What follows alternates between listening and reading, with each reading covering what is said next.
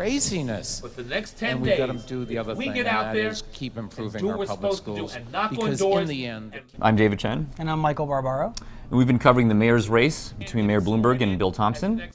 I've mainly been hanging out with Mayor Bloomberg. And I've been with Bill Thompson.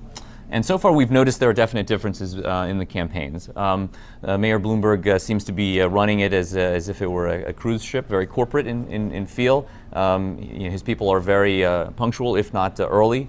And we can see that from some of the events that he did this past weekend. Bill Thompson. By contrast, Bill Thompson's events tend to be a little bit more haphazard. On the other hand, Thompson is far less self-conscious than the mayor, and he really takes what life brings him, including a wardrobe malfunction that you can see at the Sikh parade in Queens.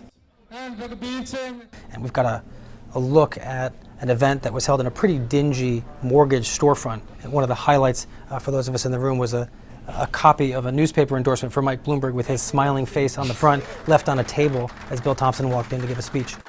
So this was a pretty small crowd, but Mr. Thompson did get them revved up with his standard stump speech, talking about how the mayor has raised taxes and fees throughout New York City. In the time he's been there, he's trying to get us to forget the fact that rents keep going up. And, as he likes to say, hijack democracy by changing the city's term limits law so he could run again. And I didn't even mention term limits. I didn't even mention the fact that Mike Bloomberg doesn't believe that our voices should be heard. No, Mayor Bloomberg has a tendency to talk a lot about his record, and he barely references the election, actually. He talks about bread and butter issues that he clearly is proud of. He talks about crime. He talks about the schools. And as you can see, he went to a church in Queens with a couple of prominent people, Reverend Flake, Mayor Booker of Newark. He talked about gun control, got a lot of applause from the crowd. Corey and I have been working with a bunch of other mayors around the country to try to get guns out of the hands of kids. The mayor is very comfortable now on the stump. He has a tendency to act as if he were sort of the very, very rich uncle. He talks about personal matters a lot, more than Thompson, I think. He talks about his mother. My mother always wanted me to be more religious, but I don't think she counted on mosques on Fridays, temples on Saturday, and churches on Sunday. And he always gets a big rise out of every crowd talking about how his mother is turning 101 soon.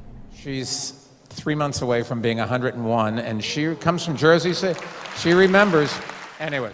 What the Thompson campaign lacks in organization and money, they make up for in moxie. Just look at the signs outside of a church where the mayor is.